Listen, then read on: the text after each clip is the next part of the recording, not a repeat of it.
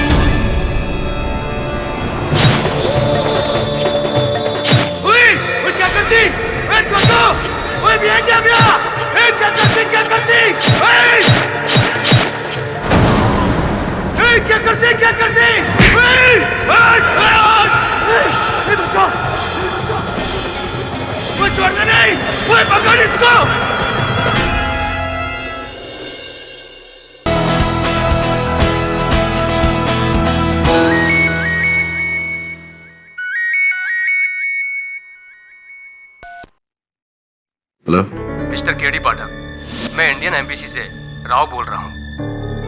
हाँ राव साहब बोलिए। मिस्टर केडी पाठक, इंडियन इंटेलिजेंस को एक खास काम के लिए आपकी जरूरत है। ये राष्ट्रीय सुरक्षा का सवाल है और ये सिर्फ आप ही कर सकते हो। राव साहब मैं एक वकील हूँ। राष्ट्रीय सुरक्षा में आपकी क्या सहायता कर सकता हूँ? हमें एक होनहार वकील की जरूरत है। एक केस लड़ना होगा आपको, भारत से बहुत दूर मुल्किस्तान में। मुल्किस्तान में? वहाँ क्यों? केस की पूरी जानकारी भिजवा दी गई है, वो आप तक पहुंचती होगी। मिस्टर पाठक, देश का भरोसा और उम्मीद अब आप पर है। All the best. जी।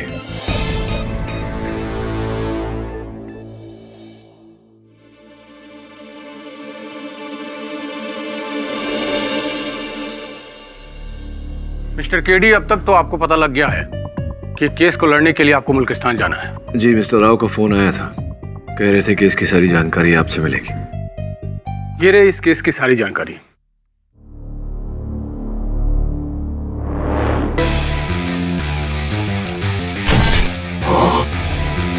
ये लड़की आपकी क्लाइंट सुनैना शर्मा, हमारी इंटेलिजेंस की सबसे बेहतरीन जासूस। आपको इसी की तरफ से केस लड़ना है।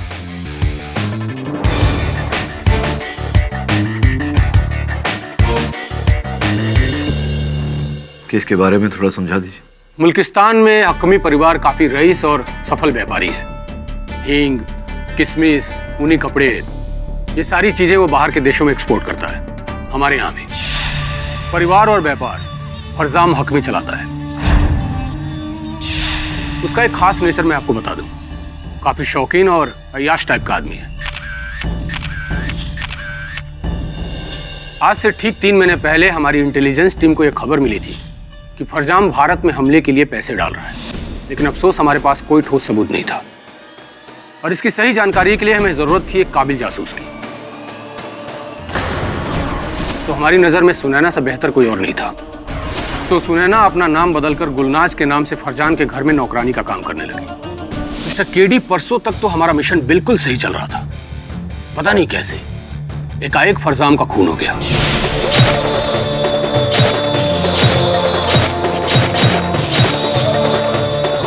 और उस खून के इल्जाम में गुलनाज पकड़ी गई।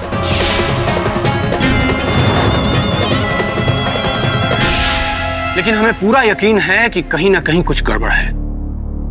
गुलनाज को कोई फंसा रहा है। और मिस्टर पाठक, हमारी मुश्किल यह है कि भारत सरकार इस मामले में हमारी कोई मदद नहीं कर सकती, क्योंकि हमारी इंटेलिजेंस में भेदी के अपने कुछ रूल्स होते हैं। जैसे रूल नंबर 1, भारत सरकार का उनसे कोई भी ताल्लुकात नहीं होता, न बताने के लिए और न जताने के लिए। और रूल नंबर 2, भेदी की मौत तक भी भेदी का भेद नहीं खुल सकता।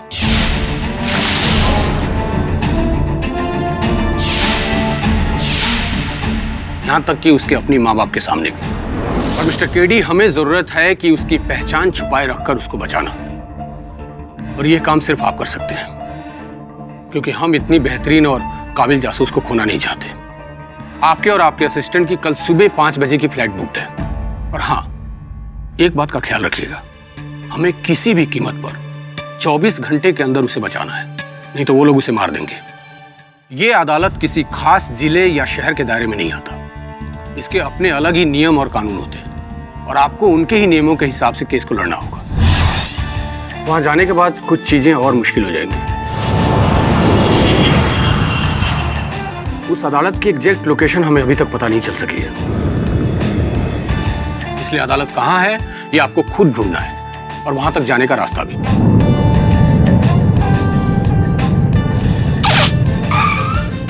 और हाँ, एक बात का ख्याल आप जरूर रखिएगा कि सुनैना की असलियत किसी भी कीमत पर खुलनी नहीं चाहिए। एक और आखिरी बात, वहां पहुंचने के बाद आप किसी भी वजह से हम तक पहुंचने की कोशिश नहीं कर सकते, और नहीं अपने लिंक दिखा सकते। ओके।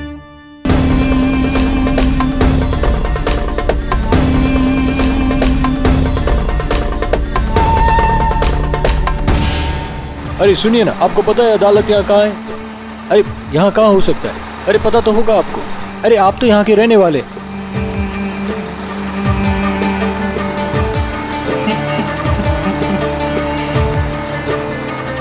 क्या हुआ, नहीं बताया? सो कोई भी अदालत के बारे में बताने के लिए तैयार ही नहीं है।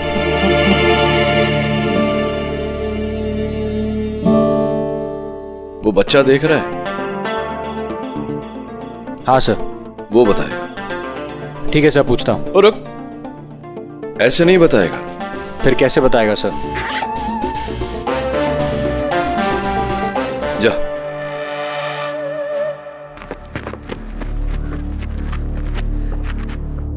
ओ बच्चे मेरी बात सुनो। बच्चे, यहाँ पे अदालत कहाँ है?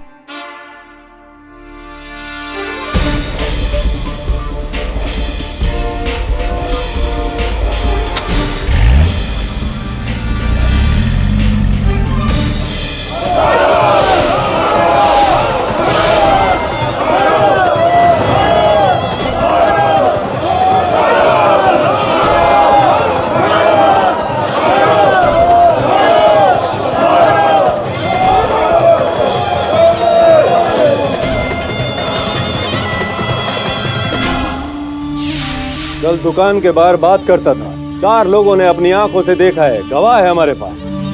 वो खाली मेरे को मेरी बहन के बारे में पूछी और मैं बता रहा था कि आज बात करता है, कल को हाथ पकड़ेगा।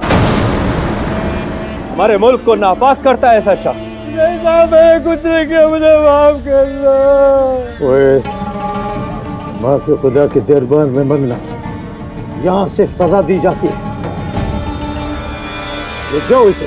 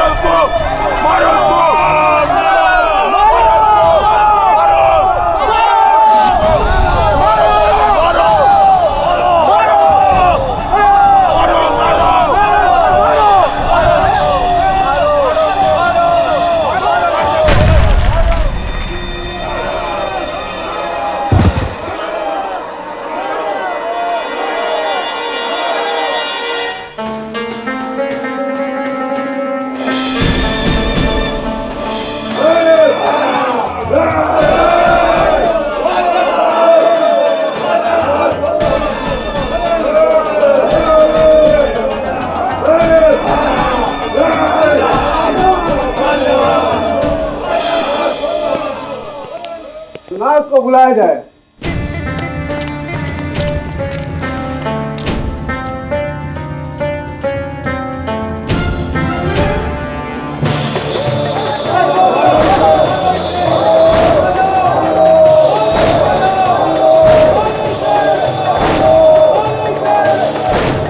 चुप हो जाओ, चुप हो जाओ, चुप हो जाओ। ये लड़की फरजाम हकामी के घर पर काम करती थी और इसने उनका चाकू से हमला करके बेरहमी से कत्ल कर दिया।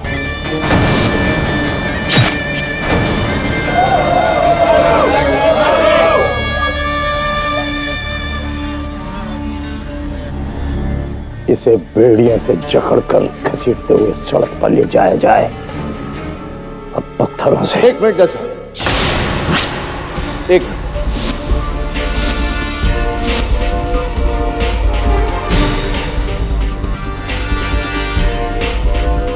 आपके फैसले के बीच मुझे बोलने का हक तो है नहीं, फिर भी मैं चाहूंगा कि आप फैसला सुनाएं उससे पहले इस लड़की के पक्ष में जो दलील है वो सुन लें।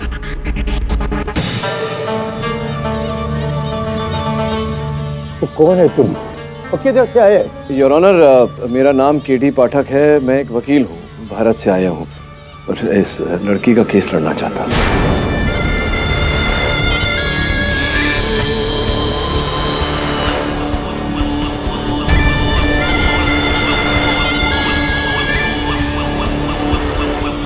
ओए, ओनर अपने घर में रखो।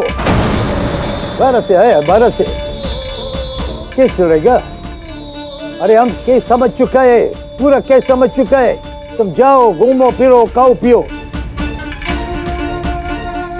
इधर अपना वक्त खराब मत करो। लेकिन जज साहब, मेरी दो बातें तो सुन लीजिए। नहीं मानेगा, उठा के बाहर फेंक दो उसे।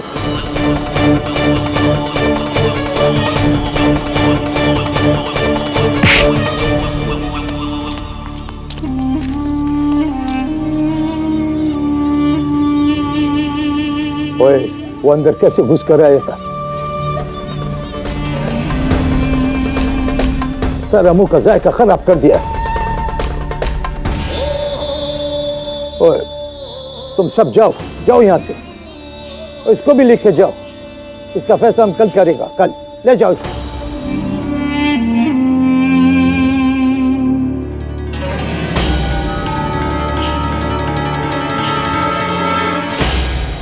चाचा, हम यहाँ आ गए। अब तक तो वो लोग बंदूक लेकर हमें ढूंढने निकल गए होंगे और जज साहब हमें खुद धमकी दे रहे थे। अनंत कह रहा था कि यहाँ इन लोगों के अपने ही तौर तरीके हैं, अपना ही कानून। सब तक तो उन्होंने गुलनाज का फैसला भी सुना दिया होगा। अब क्या करेंगे हम? चलो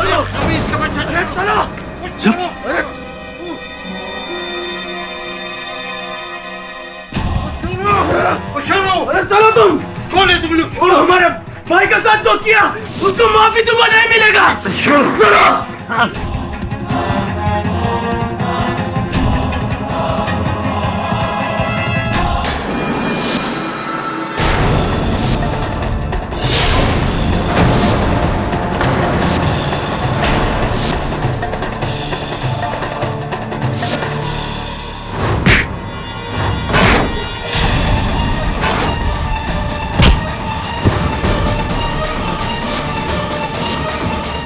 रुक जाइए, छोड़ दीजिए इसे। चलो भागो यहां से, भागो भागो, खोल इसे।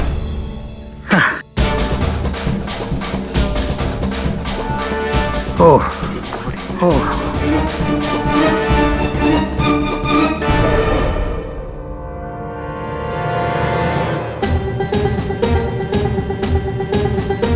कौन लोग था? कौन लोग था? चाचा, अरे हमारे हाथ में बंदूक होता ना, साले को गोली मार देते हम।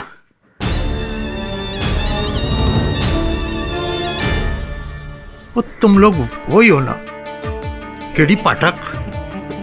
एक बात हमारी समझ में नहीं आया, तुम जैसा पढ़ा लिखा वकील हमारे मुल्किस्तान में एक मामूली से नौकर को बचाने के लिए आया, क्यों?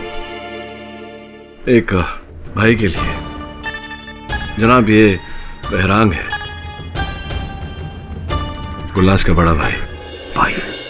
ये हमारे यहाँ चादर शॉल इत्यादि बेचता है।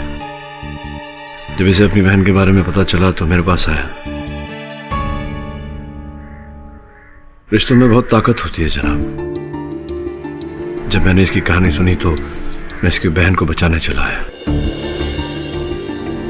मुझे ऐसा लग रहा है कि जो साबित किया जा रहा है वो एक तरफा है। अगर आप मुझे एक मौका दें गुलनाज की कहानी सुनाने का, तो मुझे पूरा यकीन है कि मैं उसे बेगुनाह साबित कर दूंगा।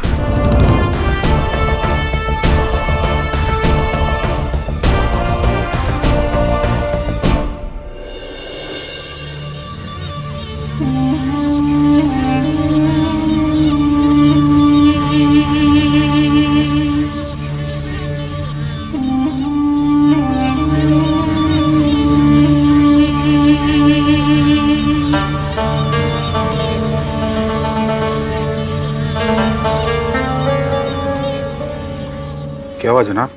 आप बहुत परेशान लग रहे हैं। हाँ, वो इमरान के भाई और उसके चमचे ने आज हमारे ऊपर हमला किया। उसके भाई को हमने मौत की सजा सुनाई थी ना, उसका बदला लेने के लिए हम पर हमला किया। इत्तेफाक से अदालत से निकलते वक्त हमारे पास रिवॉल्वर नहीं थी, वरना खुदा की कसम उसको वहीं गोली से भून देता ही। आप फिक्र मत करो जनाब, मैं आज उसको खत्म कर दूंगा। रुक जाओ। गोली मारने के बाद उसकी नाक पर उंगली रख के देखना कि उसका सांस बाकी है या नहीं, जहन्नुम रसीद हुआ या नहीं। जी जनाब।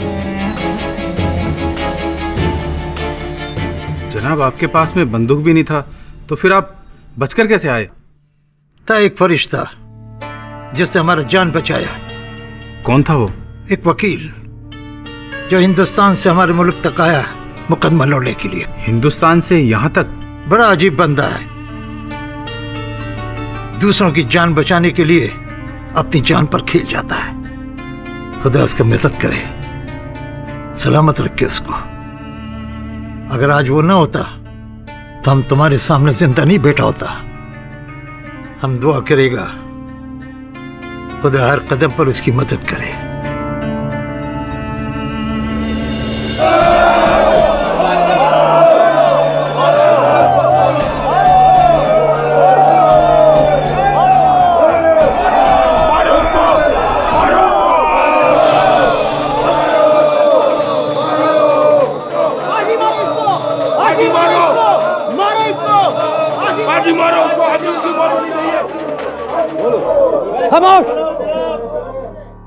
ओए मुंसिफ आजम, फैसला सुनाओ जल्दी जल्दी, ताकि शैतान को खत्म कर दे। नहीं रुकिए ना, इतनी जल्दी क्या है?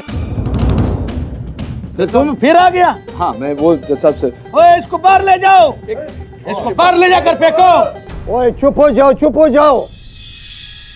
ये भारत से आया इस लड़की का जान बचाने का, और वो जो उसके साथ में खड़ा है ना लड़का, वो इसका भाई है। और कल ये इसने भी हमारा जान बचाया था।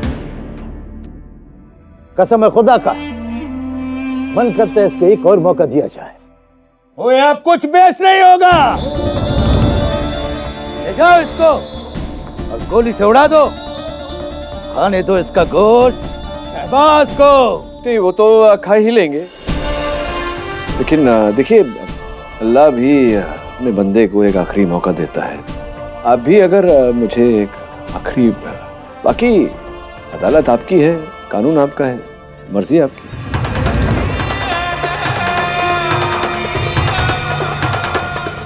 कार्रवाई खत्म हो चुकी, फिर भी हम तुमको 20 मिनट देता है।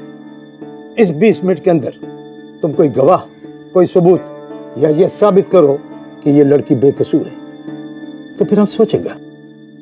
जी मंजूर है।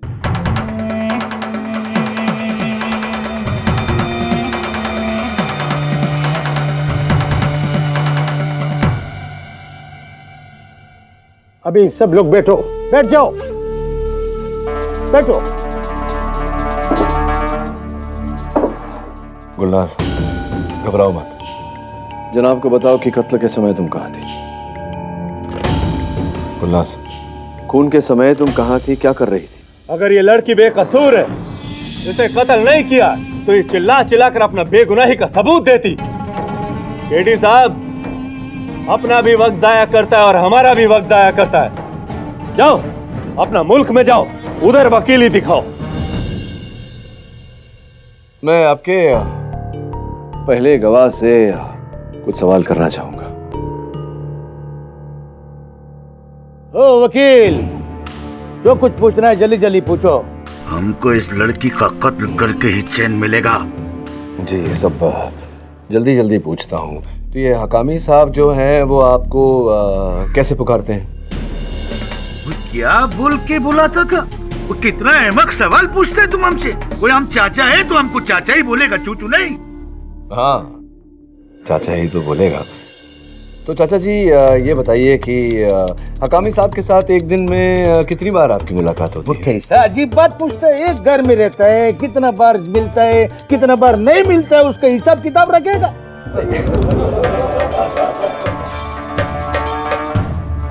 नहीं, ये मतलब नहीं था मेरा। ये बताइए कि आपने देखा था खून होते हुए? देखा? आपने कहा कि आपने देखा था। अरे भाई, हम खून होते हुए देखा, करबला का जमीन नहीं देखा। वो ये लड़की वो हमारी आंखों के सामने मेरा भतीजे का चाकू से ठोक कर कत्ल कर दी। वो हम अपनी आंखों से देखा, कसम खुदा का। आपने अपनी आंखों से इस लड़की को आपके भतीजे के सीने में छुरा घोंपते हुए देखा। तो क्या खून के समय, खून के वक्त क्या पहना हुआ था खूनी ने?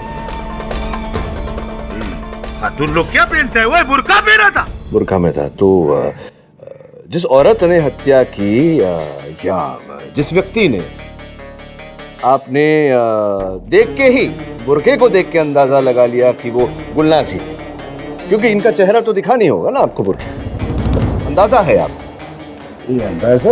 अंदाजा कैसे बात करता है तुम? नहीं तो पहचाना कैसे आपने कि वो अरे औरत को पहचानने के लिए हमको देखने का जरूरत नहीं है, उसका हाथ का अंगूठी देखकर हम पहचान लिया।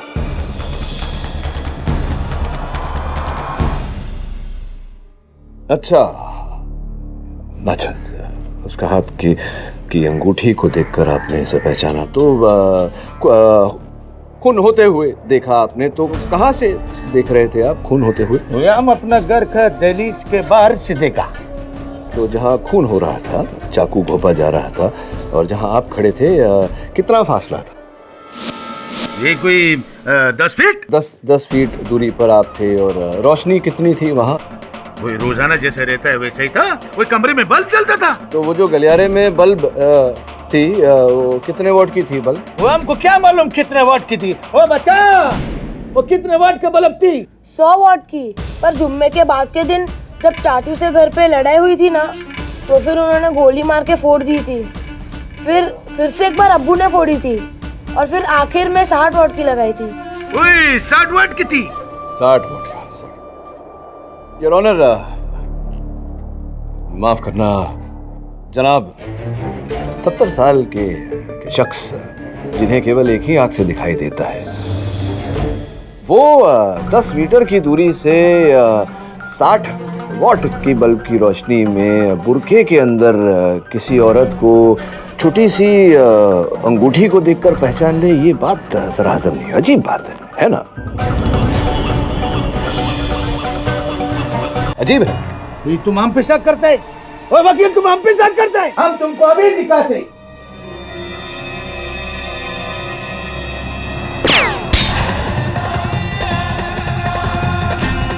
अभी तुमको यकीन हुआ?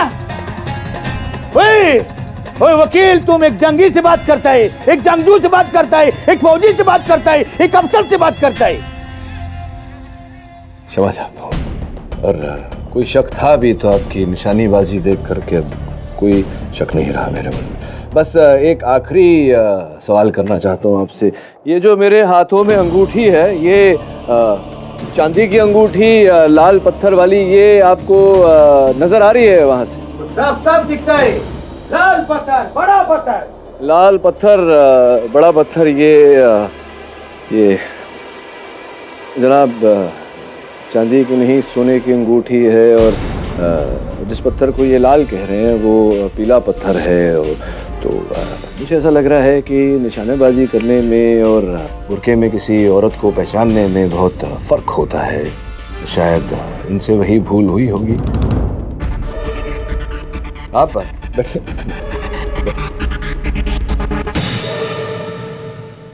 जनाब, हर गुनाह के पीछे कोई ना कोई मकसद होता है। सोचने वाली बात है कि ये कत्ल करके गुलनाज को क्या मिलता। हम बताते हैं तुमको। एक तो तुम इतना देर से आया, अधूरी कहानी सुना और ऊपर से इतना शोर मचाता है। हम तुमको पूरी कहानी सुनाता है। हम नाजिया बीवी को भी बुलाता है। नाजिया बीवी को लेके आओ।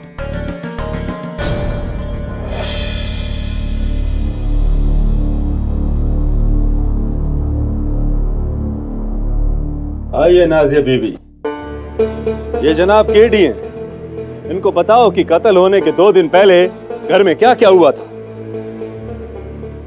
जनाब, फरजान साहब उस शाम बहुत गुस्से में थे। उन्होंने छोटी सी गलती के लिए गुलनाज को बहुत मारा और इस औरत ने उसका बदला लेना चाहा। लेना क्या चाहा? ले लिया। उसने अपने मालिक का कत्ल कर दिया और उसकी चश्मदीद गवाह है नाजिया बीबी। पूछो, क्या सवाल पूछना, पूछो इससे। कैसे पहचाना आपने इन्हें? हमने इसे भागते हुए देखा। ये बुरखे में थी, पर हमने इसकी चाल से पहचान लिया कि ये वही है। चाल से मतलब? इसे जब मार पड़ी थी तो इसके पैर में बहुत चोट आई थी। ये ठीक से चल भी नहीं पा रही थी और जब हमने इसे खून कर कर भागते हुए देखा तब ये लंगड़ा रही थी। जनाब, अगर बुर्का पहन के लंगड़ाने से शक मेरी मुवक्किल पर आ जाता है तो ये तो खूनी के लिए बहुत ही आसान रास्ता रहा होगा। उसे पता रहा होगा इनके पैर में चोट के बारे में और बस वैसा ही उसने किया और फंसा दिया इन्हें।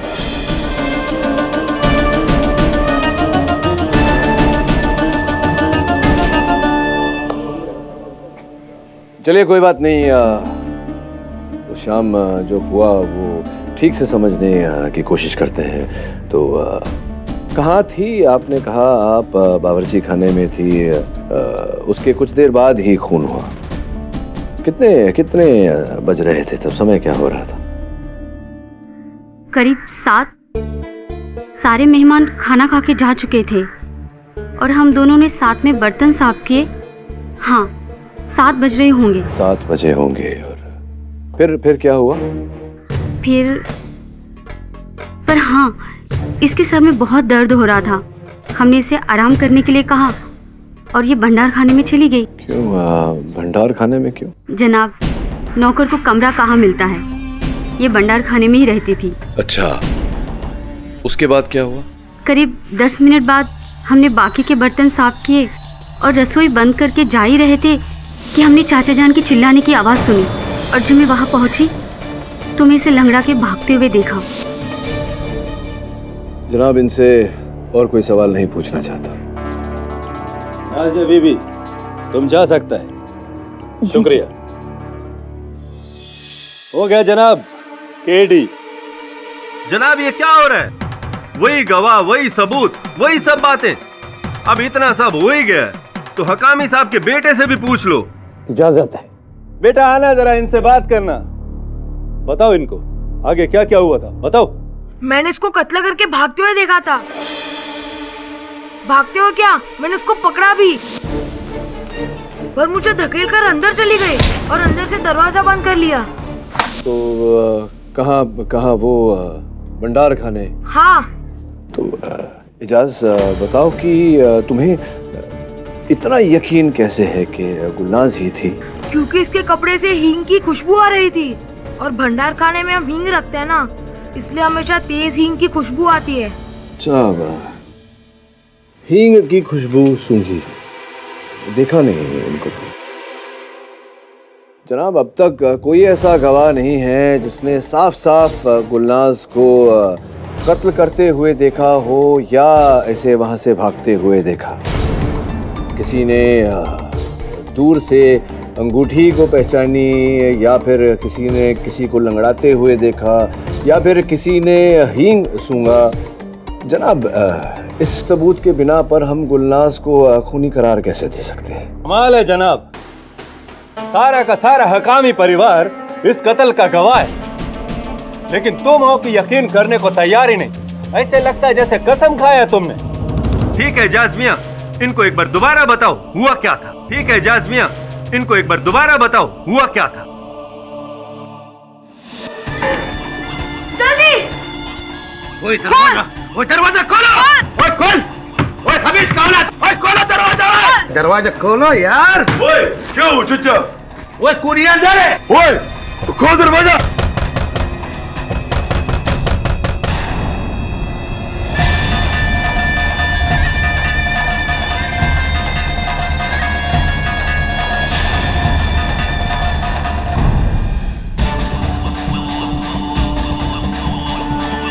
ओए खत्म कर दो इसको। इसने हमारी जान, हमारे भतीजे का कत्ल किया है। हाँ, मार डालो इसे, मार डालो। ओए खत्म कर दो इसको। नहीं चाचा, ओ इतनी आसानी से नहीं, वो इसको अदालत लेके जाएगा और सबके सामने इसको सख्त से सख्त सजा दिलवाएगा, और ताकि दोबारा ऐसा करने के बारे में कोई सोच न सके। मैं चला इसको। चलना लेके जाओ। सुन लिया, वो अंदर भागी, दरवाजा तोड़ा। यही औरत खून से लथपथ थी। अभी भी शक का गुंजाइश है। एक बात मेरी समझ में नहीं आई, अगर ये भागना चाह रही थी तो ये घर के बाहर भागती, घर के अंदर क्यों भागी? कहाँ है दरवाजा बाहर जाने का? गलियारे के दूसरी तरफ। सोचने वाली बात है जनाब। गलियारे के उस तरफ दरवाजा था, तो अगर इसे भागना होता तो ये दरवाजे की तरफ भागती और बाहर भाग जाती। क्यों ये घर के अंदर भागी जहाँ सारे लोग थे और इसने अपने आप को कमरे में बंद कर लिया? क्यों ये अपने ही पाँव पर कुल्हाड़ी मारना चाहेगा? जनाब आपका बात मान लिया कि गुलनाज कातिल नहीं है, तो कत्ल किसने किया? कहीं ऐसा तो नहीं आपको लगता कत्ल हुआ ही नहीं? खून हुआ है। खून किसने किया है ये पता लगाने के लिए मैं एक दिन की मोहलत चाहता हूँ।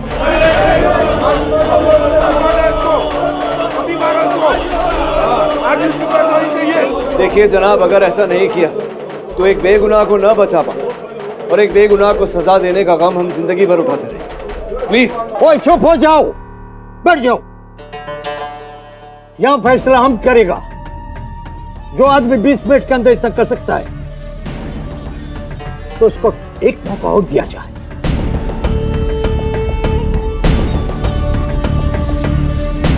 टेडी, हम तुमको कल 4 बजे तक का टाइम देता है। अगर कल 4 बजे तक तुमने कोई पुख्ता सबूत पेश नहीं किया तो फिर हम पुराने सबूतों के बिना पर पुराना फैसला सुनाएगा। मंजूर? जी मंजूर है। तो फिर इस लड़की को कल तक काल कोठरी में रखा जाए। ले जाओ इसे।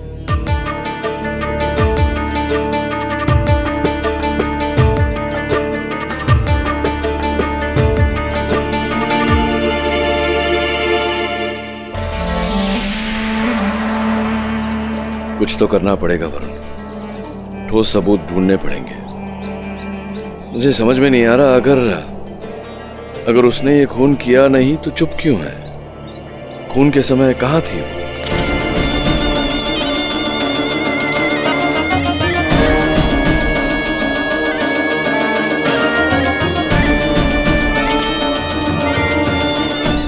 मिलके पूछना पड़ेगा इससे। पर कैसे? पता नहीं, सोचता हूँ।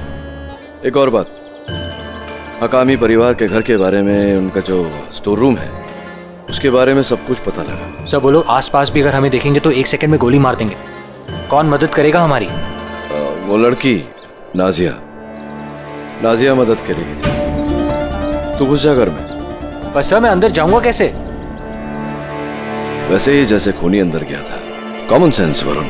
सब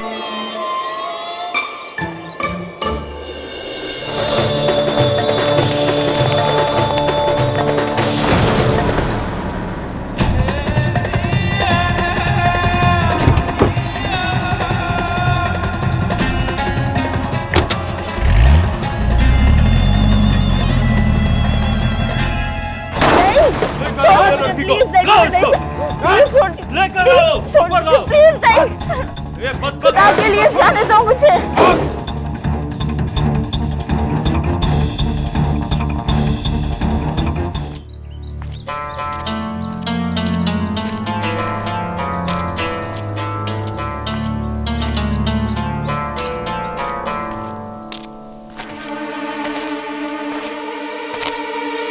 नाज़ा बीबी, मेरी मदद करो, मेरी बहन को बचाने में मेरी मदद करो। तुम पागल तो नहीं हो गए हो? अगर मुझे किसी ने देख लिया कि मैं किसी अनजान आदमी से बात भी कर रही हूँ तो हम दोनों को मार देंगे। यहाँ चारों तरफ दुश्मन है, मैं कुछ नहीं कर सकती। नहीं नाज़ा बीबी, ऐसा मत बोलो। सिर्फ तुम ही हो जो हमारी मदद कर सकती हो। मैं कुछ नहीं कर सकती, तुम चले जाओ यहाँ से। नाज़ा बीबी, अपनी दोस्त को बचाने के लिए भी नहीं।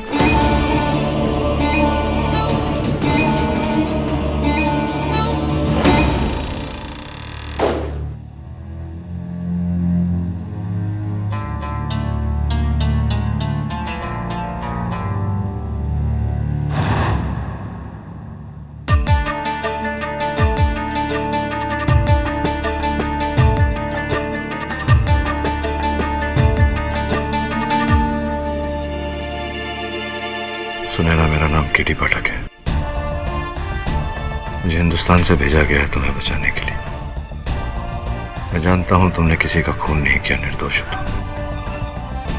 मुझे बताओ कि खून के वक्त कहाँ थी तुम?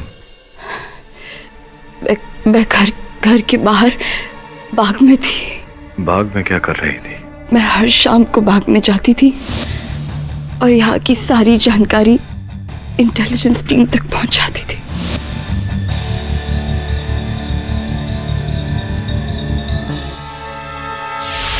अब ये तो मैं किसी हाल में भी नहीं बता सकती और इस खून के आरोप का विरोध भी नहीं कर सकती। वो तो मुझ पर छोड़ दो। ये बताओ कि दरवाजे से तुम कमरे के भीतर गई, कमरे के बाहर कैसे गई थी? उसी खिड़की से बाहर गई थी।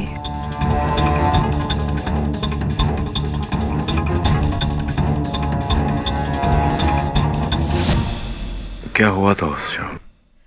पता नहीं, मैं वाकई में नहीं जानती। उस खून के बारे में मैं वाकई में कुछ नहीं जानती। उस दिन वैसे भी घर में बहुत सारी चीज़ें हो रही थी और मेरा ध्यान बस उस जानकारी को भिजवाने में ही लगा हुआ था। सरदर्द के बहाने मैं कमरे में गई, फिर दरवाज़ा बंद कर दिया ताकि किसी को शक ना हो।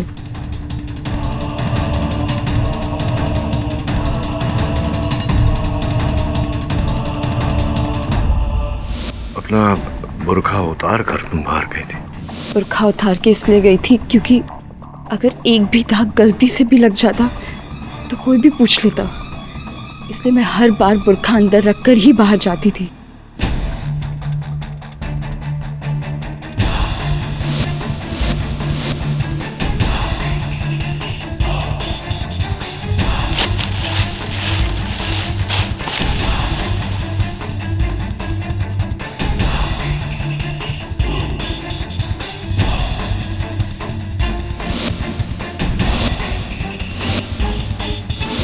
मैं अपना काम ही कर रही थी कि अचानक से मैंने उसी खिड़की में से किसी को बाहर निकलते हुए देखा और बस कुछ ही पल भर में वो परछाई अंधेरे में कहीं खो गई।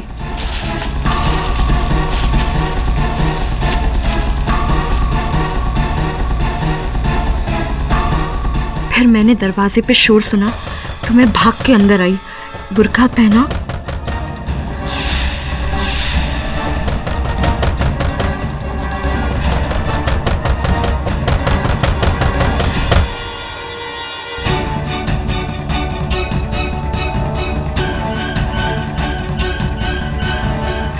फिर उन्हें वो चाकू कमरे के अंदर ही मिला। आपने किसी को खिड़की से कूदते हुए देखा था, किसी को अंदर जाते हुए देखा था?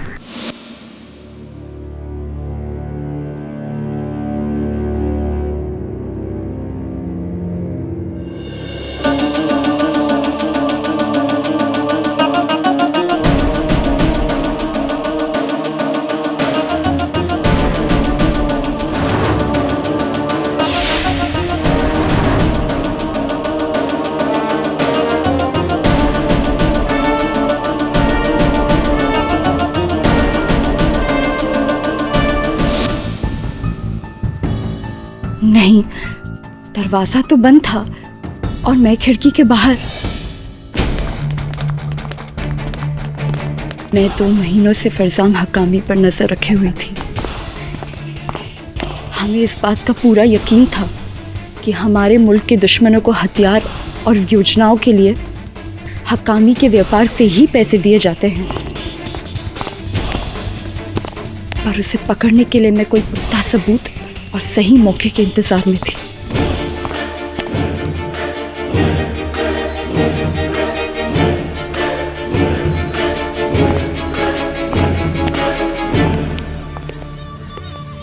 अरे देखो, काल कोठरी में बिलाप हो रहा है।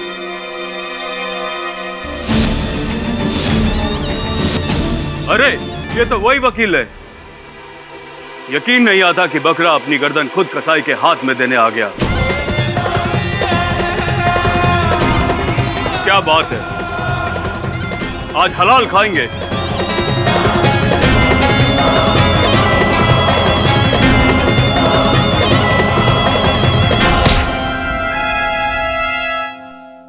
वकील, तू तो गया।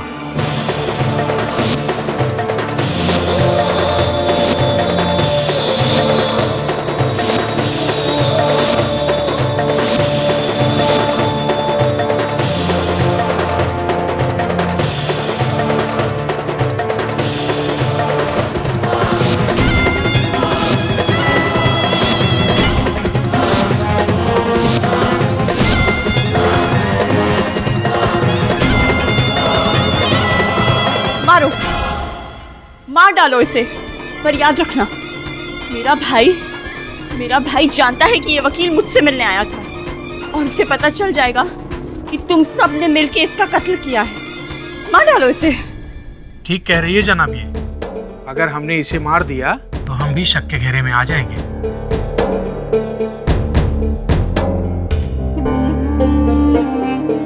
इसे नहीं तो इन दोनों को ही खत्म कर डालते हैं, इसे भी और इसके भाई को भी। सारा मामला ही खत्म हो जाएगा। चलो ले चलो इसको।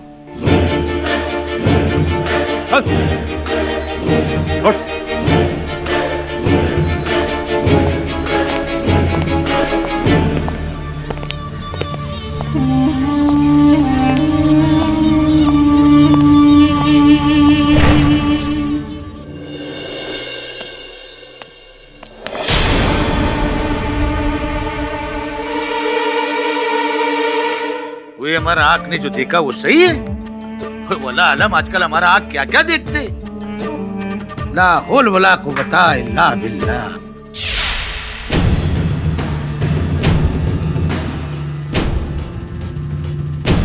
बच गए।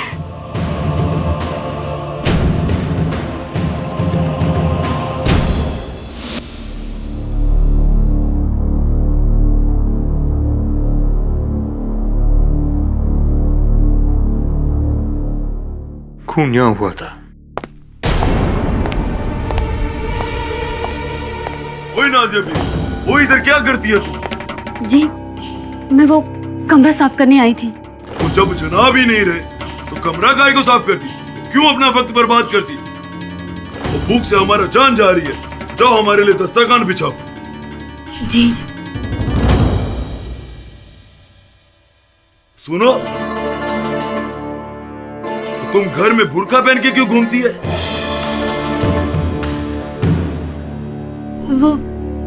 वो हम तेल लाने बाहर गए थे और सीधे यहाँ आ गए, दिमाग से निकल गया। वो ये अदालत के चक्कर में सबका दिमाग खराब हो गया। तो कल फिर सुबह अदालत जाना है और तुम नाज़िया बीबी जाओ हमारे लिए दस्तरखान बिछाओ। अब चलिए, मैं अभी खाना लगा देती हूँ। जल्दी आओ, हमको भूख लगी है।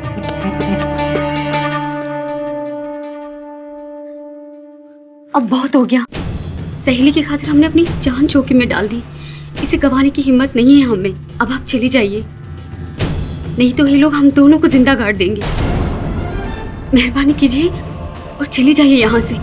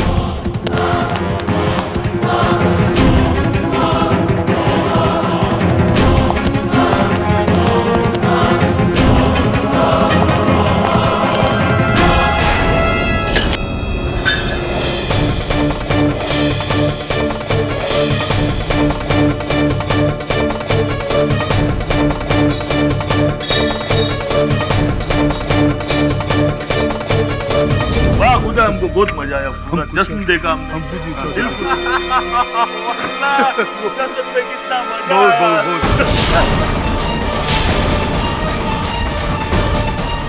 मुल्ला किधर गई? ये अल्लाह के दी भाग गई। यही कहीं होगी, यही कहीं होगी, ढूंढो उसे। चलो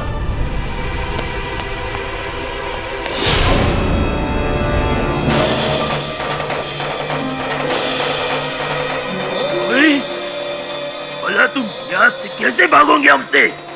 बोला हमसे भाग के यहाँ से जाओगी कहाँ? हाँ?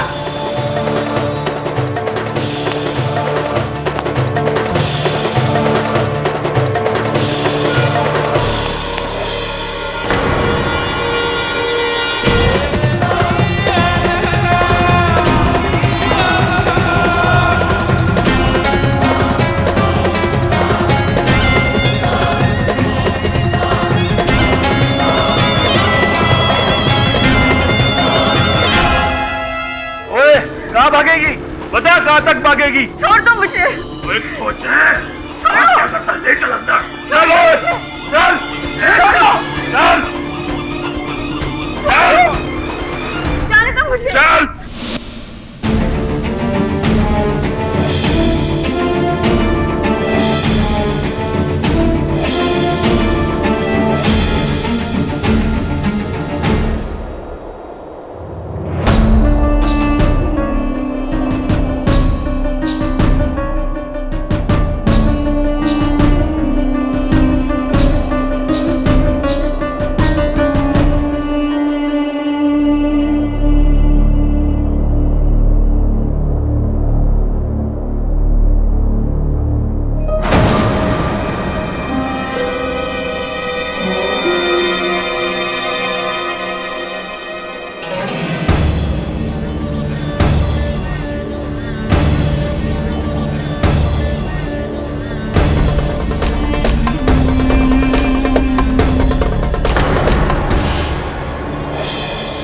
अगर इन्होंने इसे फाइल देते हुए देख लिया तो ये लोग इसे भी मार देंगे। मैं ही फाइल लेके भागता हूँ।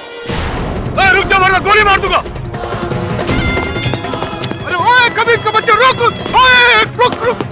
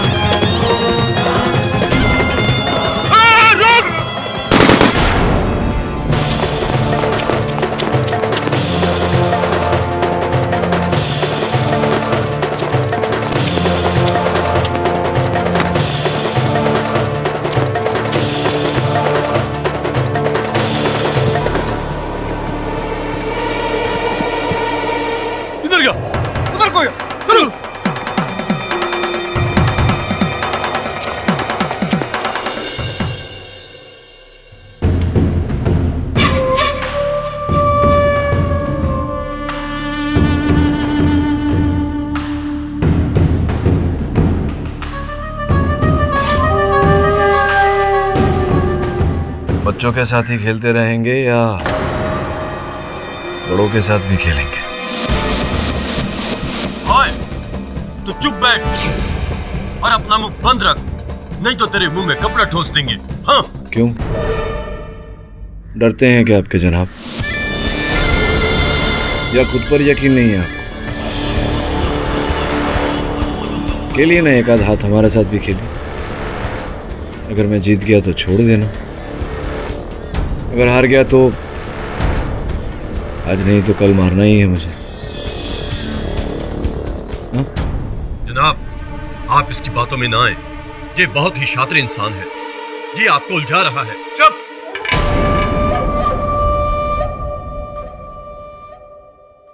हमारे फैसले हम खुद करेंगे।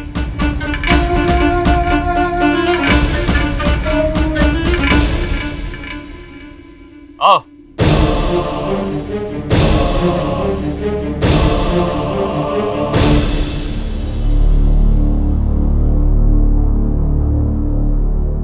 बैठ जा।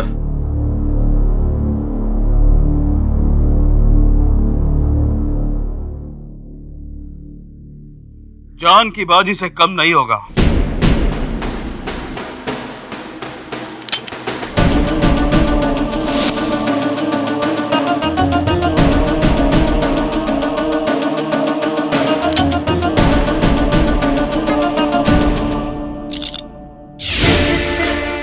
एक ही असूल होगा, एक की जान जाएगी और दूसरा यहां से जाएगा। मंजूर। लियाकत, तुम शुरुआत करोगे। जनाब, ये क्या कह रहे हैं आप?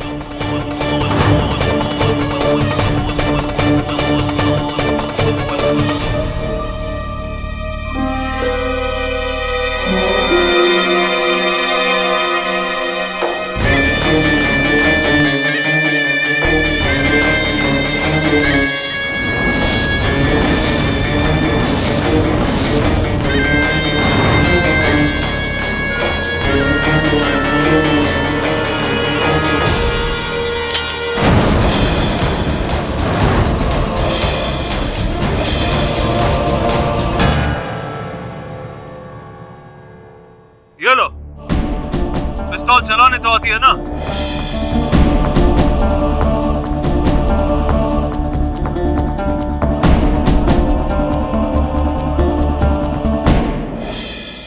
एक गोली 5 बारी। देखते हैं किस्मत किसका साथ देता है।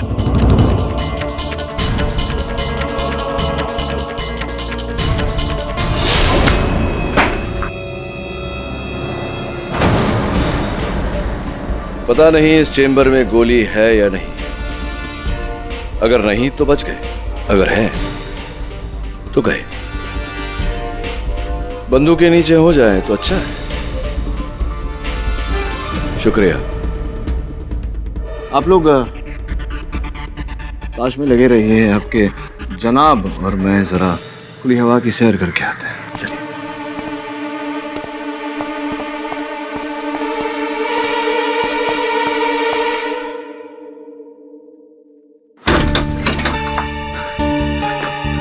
क्या हो गया तुझे? ठीक तो है तो? सर बहुत मुश्किल से अपनी जान बचा के आ रहा हूँ। 2 लोग मेरी जान के पीछे पड़ गए सर। से हम कहाँ आ गए सर? अब तो जान पे आ गई। काम तो काम होता है और करना पड़ता ही है। पता चला है कि सुनैना और गुलनाज खून के समय बागीचे में थी। सब तब तो आसान है। अगर ये बात कल अदालत में साबित होगी तो? नहीं बता सकते।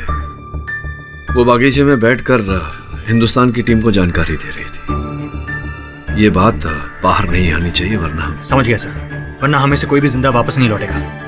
अब क्या करें सर? सुनैना को बचाने के लिए एक मोबाइल फोन की जरूरत पड़ेगी। समझाता हूं। तो पहले बता, तूने क्या जानकारी हासिल की? क्या पता चला तुझे? हाँ सर, उनके व्यापार का हिसाब पूरा खाता है सर, पर अजीब सा है सर, कुछ समझ में नहीं आया। और कुछ तस्वीरें हैं सर, ये देखिए।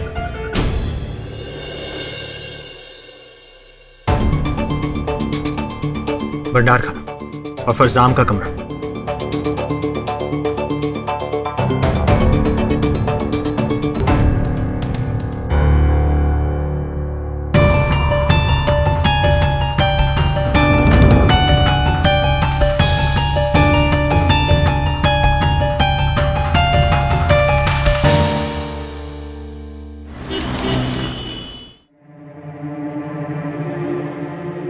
पाकिस्तान में जो दूतावास है, क्या वहाँ से कोई खबर नहीं आई? अभी तक कोई खबर नहीं आई है सर। मैं जानना चाहता हूँ कि आज अदालत में क्या हुआ। माफ़ी चाहता हूँ सर, उन्हें तो कोई जानकारी नहीं है। यहाँ तक कि वो ये भी नहीं जानते कि वो अदालत की कार्रवाई कहाँ हो रही है। पर सर, केडी ने उस जगह का पता लगा लिया है। इतना ही नहीं, वो भीड़ को मना लिया और सुनैना का केस भी लड़ रहा है। ये साबित करो कि ये लड़की बेकसूर है। जी मंजूर है। हमें पता नहीं केडी और उसका सहायक कहाँ है। सर, हमारे किसी भी खबरी के पास केडी की कोई सूचना नहीं है सर। कहीं केडी पकड़ा तो नहीं गया? मुल्किस्तान में पकड़े जाने का मतलब सिर्फ मौत होती है। कहीं केडी को हमने वहां भेजकर कोई गलती तो नहीं कर दी? सर, एक और खतरा है जिसे शायद हम भूल रहे हैं। सर, केडी सुनैना के बारे में सब कुछ जानता है और उन लोगों ने केडी से सब कुछ उगलवा लिया तो? मुझे अनंत से रिपोर्ट मिली है। केडी इस केस की संवेदनशीलता को बड़ी अच्छी तरह से जानता है। वो कभी अपना मुंह नहीं खोलेगा। सर, उनको केडी पर पहले से ही शक हो गया था। आप तो जानते ही हैं कि वो लोग कितने निर्दयी हैं। तुम केडी पाठक को अच्छी तरह से नहीं जानते। शारीरिक यातनाएं मानसिक रूप से उसको नहीं तोड़ सकती। अगर वो उनके चंगुल में फंस भी गया तो बाहर निकलने का रास्ता वो खुद ब खुद ढूंढ लेगा। मेरी राय है कि हमें केडी की सूचना का इंतजार करना चाहिए। अरे हाँ, सुनैना के पास एक यंत्र था सूचना भेजने वाला, वो कहाँ है?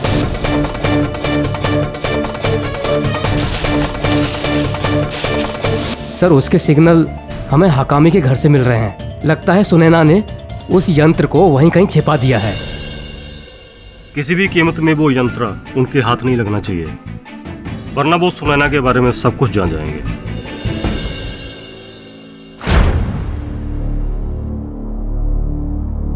सर क्या सोच? इस पहेली को सुलझाने का एक ही तरीका है, प्रारंभ से लेकर अब तक घटनाओं का पुनः अवलोकन करना पड़ेगा हमें।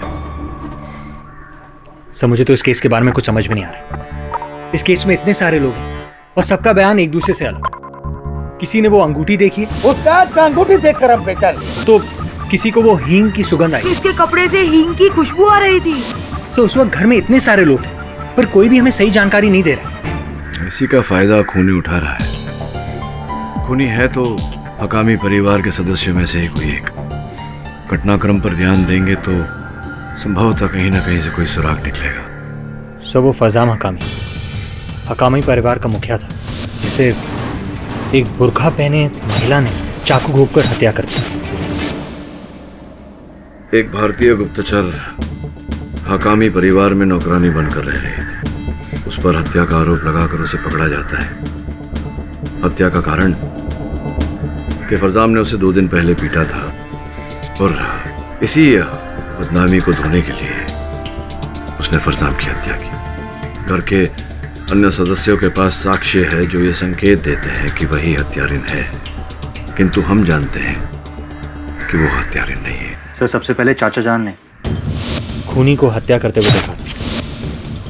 चाचा ने खूनी को देखा था, गुलनाज को नहीं। बुरखे में किसी महिला को देखा था, किसी औरत को देखा था, और देखा था तो केवल हाथ पर एक अंगूठी। हो सकता है गुलनाज के पास वैसी ही अंगूठी हो। कल अदालत में आपने चाचा जान को गलत साबित कर दिया। साहब की दलील बहुत दमदार थी।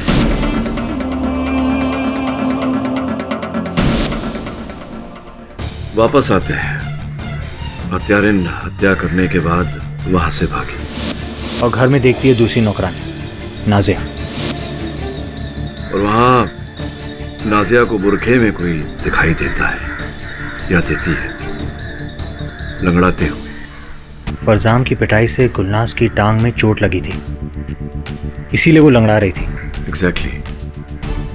नाजिया ने जिसे लंगड़ाते हुए देखा उसे ही गुलनाज समझ लिया, क्योंकि गुलनाज लंगड़ा रही थी। मेरा ऐसा मानना है कि हत्यारा जानता था कि गुलनाज लंगड़ा कर चल रही है, इसीलिए वो भी लंगड़ा कर चल रहा था, ये दर्शाने के लिए कि वो गुलनाज है। और फिर एजाज ने खूनी को पकड़ने की कोशिश की और खूनी से संघर्ष करते हुए उसे खूनी से हींग की खुशबू आई।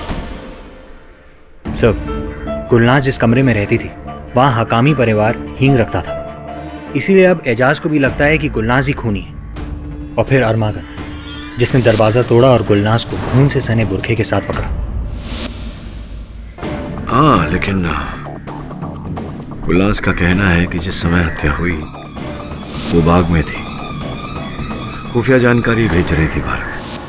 खूनी संभव है कि दरवाजे से अंदर गया हो और खिड़की से बाहर गया हो, ठीक उसी तरह जैसे गुलनाज आया जाया करती थी। बस खूनी दरवाजे से अंदर कैसे आ सकता है? दरवाजा तो गुलनाज ने खिड़की से कूदने से पहले बंद कर दिया था। ठीक से कुछ भी कहना कठिन है, पर तेरी ये जो खींची हुई तस्वीर है संकेत तो इसी प्रकार का दे रही।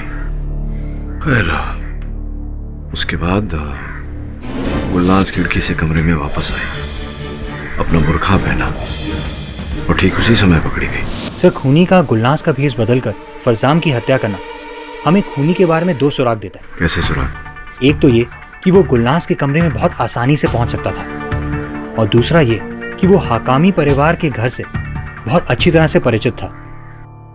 इसीलिए तो कह रहा हूं वरुण कि हत्यारा बाहर से नहीं आया था। हत्यारा हकामी परिवार का ही कोई सदस्य है, जिसके पास फरजान को मारने के लिए एक ठोस कारण था। पर सर, ये कारण क्या हो सकता है? तूने जो जानकारी एकत्रित की है, संभवतः उसी में हमें कोई ठोस कारण मिल जाए। सर, आपको क्या लगता है, क्या इत्तेफाक है या फिर खूनी ने जानबूझकर वही समय चुना जब गुलनाज खुफिया जानकारी के लिए अपने कमरे से बाहर जाती थी? ये इत्तेफाक नहीं है वरुण, सोची समझी साजिश है। सर, आपको लगता है कि खूनी गुलनाज के राज के बारे में जानता था? पता नहीं पर, लेकिन अगर हत्यारा गुलनाज का राज जानता है तो गुलनाज के साथ साथ हम दोनों भी बहुत बड़ी मुसीबत में फंस गए।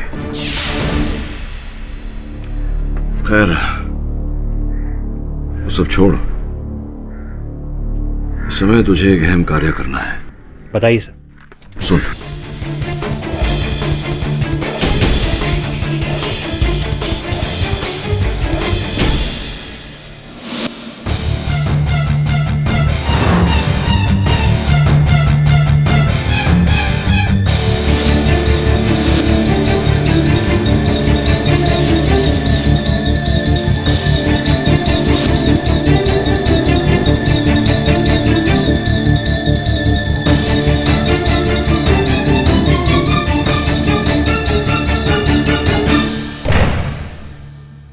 इससे पहले कि तुम्हारा चालाकी तुम्हारा मौत का वजह बन जाए, ये बताओ कि वो वकील यहां क्यों आया था?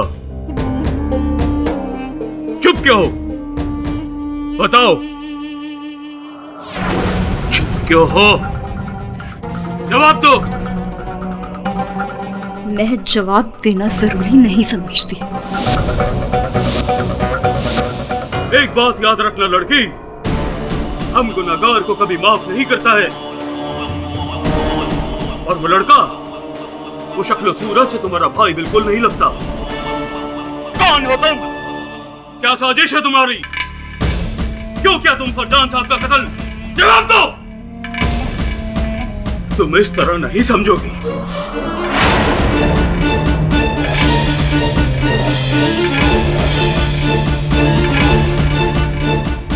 रुक जाइए जनाब, अदालत ने कल तक का वक्त दिया था, और अगर आपने इसको खत्म कर दिया तो इल्जाम आप पर ही आ जाएगा।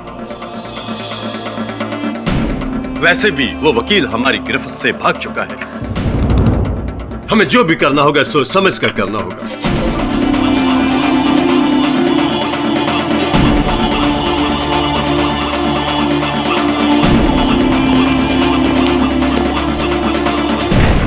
सर, बहुत बुरी खबर है सर। सुनैना के यंत्र से रेडियो सिग्नल मिलना बंद हो गया है सर। लगता है वो यंत्र किसी दुश्मन के हाथ लग गया है।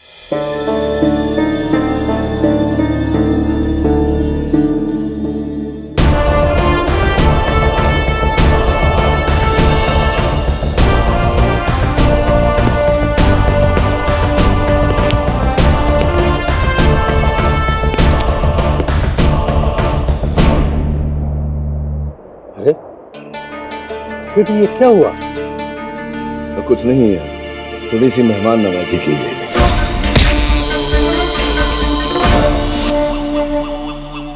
क्या हुआ ये?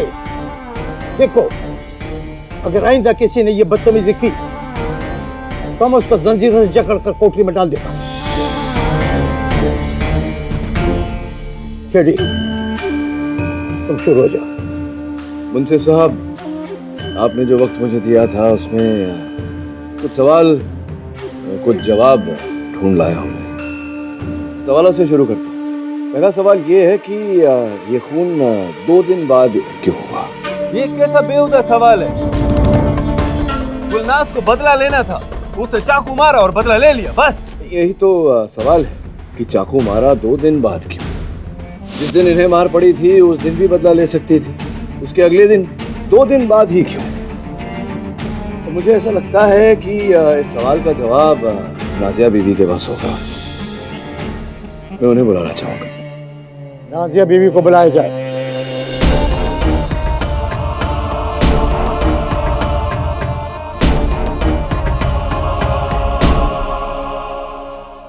राजा बीबी, बुर्का पहनकर खाना पकाना ये तकलीफ नहीं होती है आपको ऐसा करने में? जनाब, बुर्का हम बाहर जाते वक्त पहनते हैं, घर में नहीं।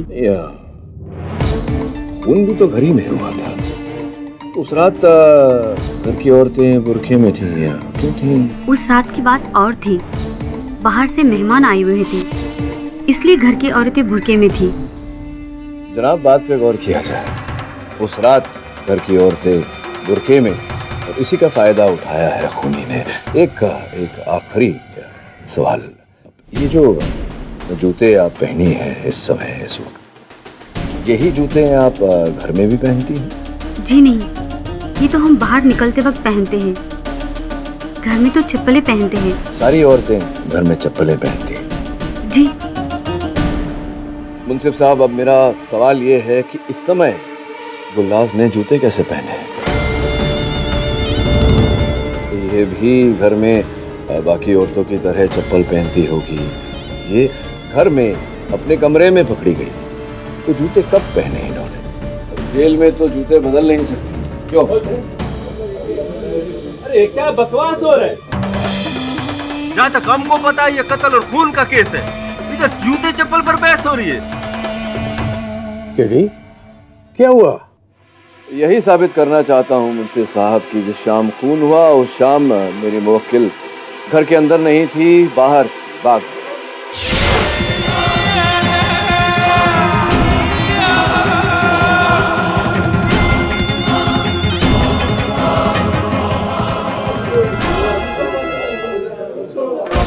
बाहर? किधर? क्यों?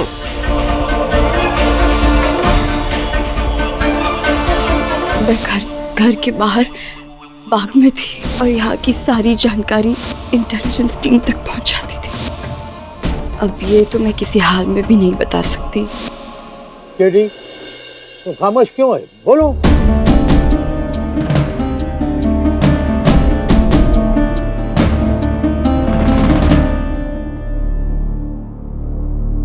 मुंसिफ साहब, ये बाग में अपने भाई बहरंग से बात करने गई थी। इनके कमरे में हमें इनका मोबाइल फ़ोन मिला, एक ही नंबर है इस पर।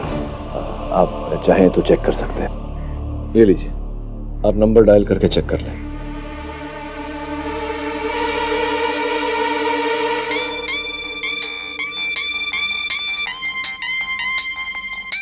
ओए, तू हमारे घर में घुसा था? तेरी तो ओए, ये तू क्या कर रहा है? चल बैठ।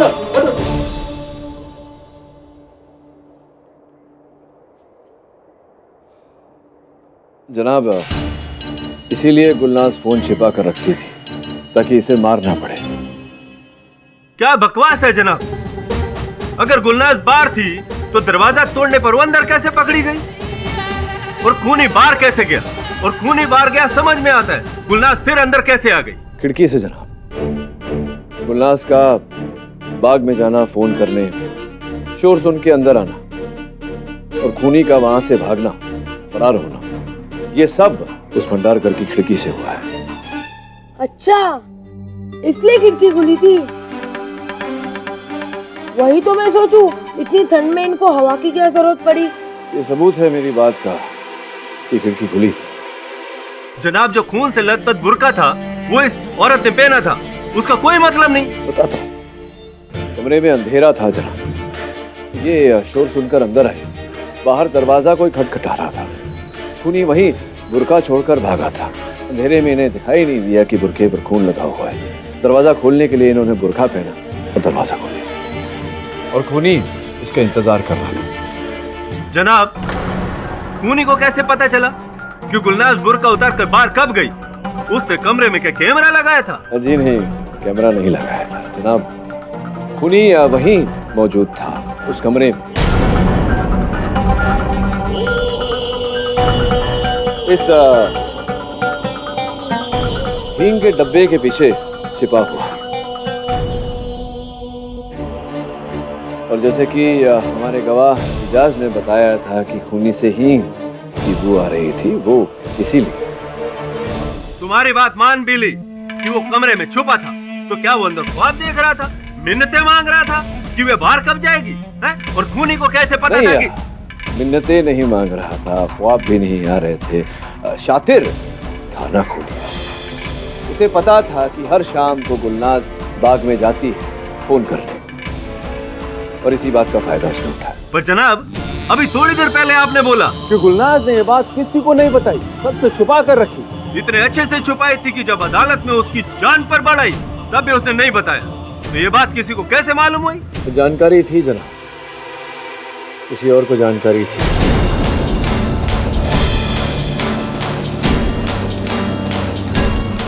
और वो जिसे जानकारी थी, वो शख्स इस समय, इस वक्त इसी अदालत में। आइए आइए आइए आइए, अब बताइए राज़िया बीवी, ये हर शाम को बाहर जाती थी बाग में, इस बात की जानकारी आपको थी ना? नहीं, मैं कुछ नहीं जानती। आप कुछ नहीं जानती? कुछ नहीं।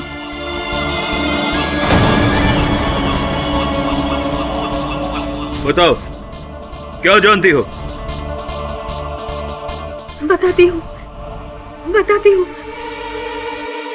मुझे पता था, मैंने अक्सर इसे बाहर जाते हुए देखा। तो आपने इसे बाहर जाते हुए देखा, ये जानने की कोशिश नहीं की कि ये कहाँ जाती है? नहीं, पर इस बारे में मैंने इसे कभी कुछ पूछा नहीं। क्यों? क्यों नहीं पूछा? जनाब, कोई सुंदर जवान लड़की रात के अंधेरे में बिना बुर्के के बाहर जाती है तो इसका एक ही मतलब होता है। मुझे लगता था इसका कोई आशिक होगा जिसे ये रोज चुपके से मिलने जाती है। मुझे क्या पता था इसका भाई है, पर मैंने कोई खून नहीं किया। एक मिनट जनाब, मैं आप ही की बात दोहराता हूँ। आपने ही बोला था ना कि हर कत्ल के पीछे कोई मकसद होता है। अब नादिया बीवी का क्या मकसद है इस कत्ल के पीछे, जरा बताएंगे मेरे को? कोई मकसद नहीं था, कोई मकसद नहीं था, क्योंकि ये कत्ल उन्होंने किया ही नहीं। मैं समझाता हूँ।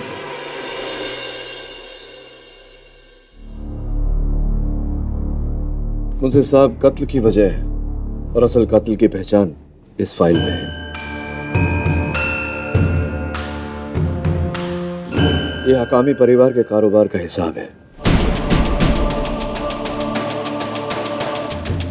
यहाँ देखेंगे तो आपको पता चलेगा कि अच्छा खासा कारोबार चल रहा था, खूब मुनाफा हो रहा था। कुछ 2 साल पहले की बात है कि काम बढ़ने लगा, लेकिन फिर भी मुनाफा नहीं हो रहा था।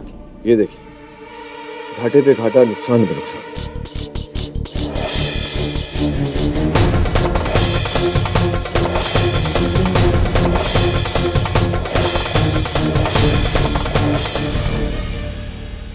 ये क्या है? ऑर्डर बढ़ते गए, पैसा आता गया, मुनाफा किधर? जी, और जैसा कि कागजों से पता चलता है, पिछले कुछ महीनों से सब कुछ ठीक होने लगा, वापस मुनाफा भी होने लगा। और इन कागजों के आखिर में एक कानूनी आदेश है मुंसिफ साहब, जिसमें यह लिखा हुआ कि हकामी कारोबार के पैसों पर उनके छोटे भाई अरबगम का कोई हक नहीं है।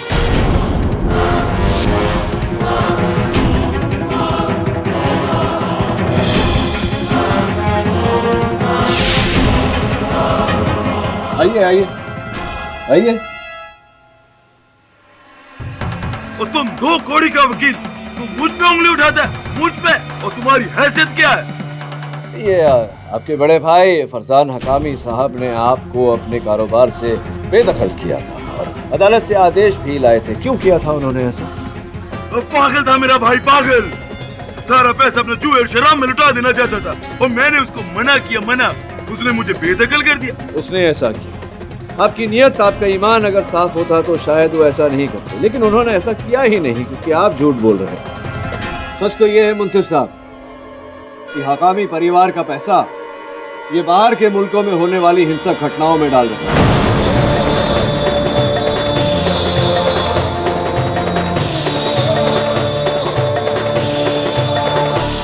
फरजान हकामी साहब को इस बात का पता चला तो उन्होंने इसे तुरंत अपने कारोबार से बेदखल कर दिया और उसी बात का बदला इन्होंने अपने भाई से लिया।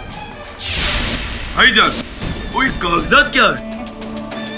हमारा बात समझने में तुमको दिक्कत होता है, इसलिए अदालत की जबान में लिखवा कर भिजवाया। वो हम मजाक नहीं कर रहे, वो इसमें लिखा गया है। जो जो बात तुम हमारा नहीं मानता है वो आप अदालत के जबान से मानो।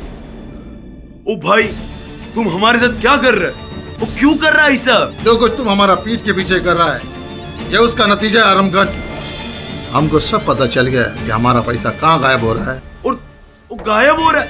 वो तुम दोनों हाथों से पैसा लुटाता है और जुआ खेलता है, याशी करता है और हमसे पूछता पैसा कहाँ गया?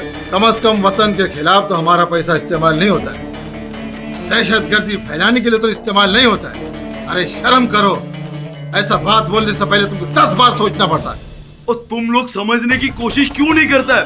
वो हम वतन के खिलाफ नहीं, वो वतन के लिए काम करता है। जो कानून की किताब में गुनाह है वो वतन के लिए सही कैसा हो सकता है? वो अभी हमें कोई समझ नहीं रहा है, पर आहिस्ता आहिस्ता सब समझेगा कि हम सही कर रहे हैं। समझेगा हम नहीं, समझेगा तुम। आज से हमारे कारोबार से तुमको एक ढीला भी नहीं मिलेगा। अगर तुमको पैसा चाहिए तो काम करो और कमाओ। वो हम काम करेगा? हाँ, तुम करेगा, नहीं तो अपना इंतजाम खुद कर लेना। वो हमें धमकी देने का हैसियत नहीं है तुम्हारा। अपनी जुबान को लगाम दो। बड़े खैरात नहीं चाहिए तुम्हारा। रुको, अब मुफ्त में खैरात भी नसीब नहीं होगा तुमको। कल से कारोबार नहीं, सामान लादना और पहुंचाने का काम होगा तुम्हारा, समझा तुम? नाजिया बीबी, आप बताइए मुझे साहब को कि जो गुलनाज का बाहर जाने का जो चक्कर था, इस बारे में आरमगम जी को कैसे पता चला? एक शाम छोटे साहब रसोई में आ गए, तब गुलनाज वहाँ नहीं थी। उन्होंने इसके बारे में पूछा तो मुझे बताना पड़ा। मुझे तो लगा था कि गुलनाज को बहुत मारेंगे, पर उन्होंने ये बात कभी छिड़ी ही नहीं।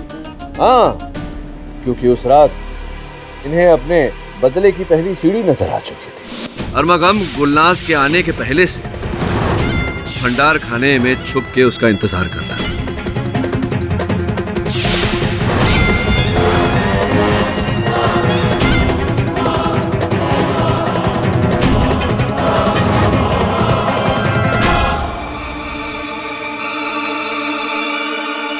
और गुलनाज के बाहर जाते ही अरमगम ने उसका बुर्खा पहन लिया और जाके अपने भाई की हत्या कर दी।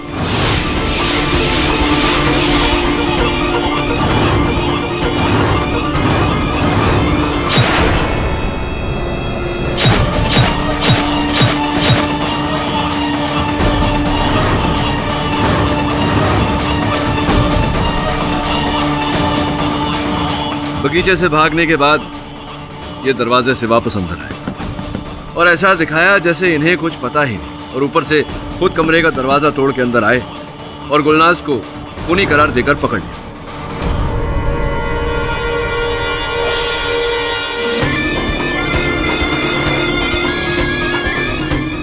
इजाज मियां, आपके चाचा जी के बदन से उस रात हींग की बू आ रही थी या नहीं? हाँ, मैंने मारा अपने भाई को, मैंने मारा, मैंने खून किया अपने भाई का।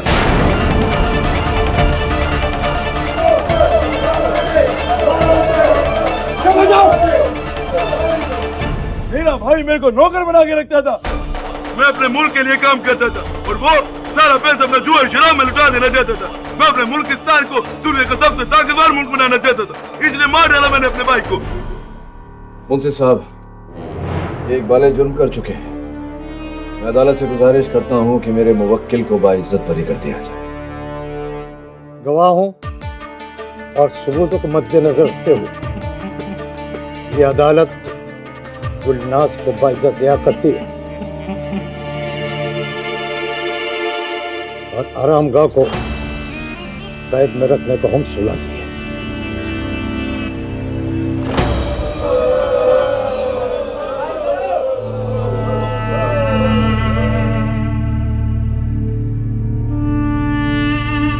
केडी पाठक,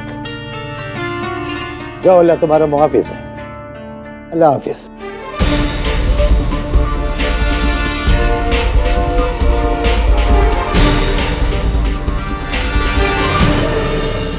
अलविदा मेरे दोस्त। खुदा हाफिज। खुदा हाफिज।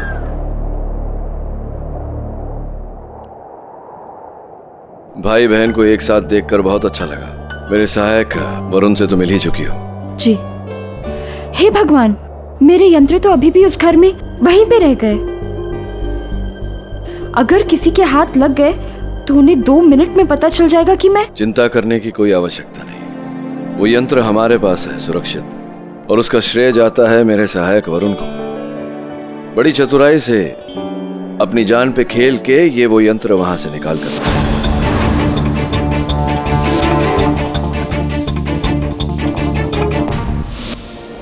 थैंक यू, शुक्रिया आपका, बहुत बहुत धन्यवाद।